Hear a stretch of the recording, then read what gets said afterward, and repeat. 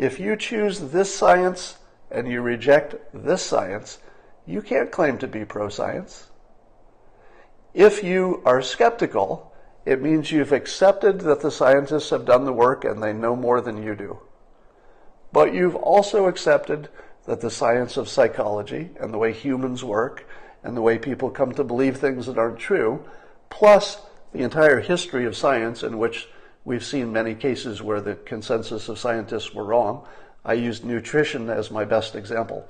When I grew up, all the scientists who were nutrition scientists were on the same side. They were all wrong. There were plenty of peer-reviewed journals. They were all wrong.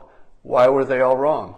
Because there was money in the system. The food manufacturers were funding the studies, and they were telling the government to tell you they were real. All right?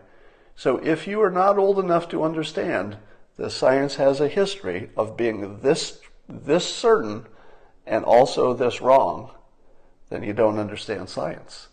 So the science denier is the one who's positive that climate science is exactly what the climate scientists say. They understand 1/3 of the science that you need to understand.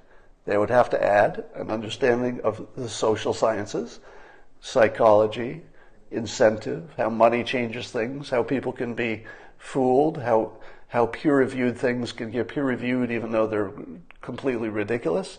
You'd have to understand that part of science too.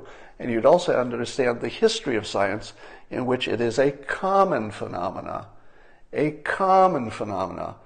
for so many scientists to be on the same side and wrong.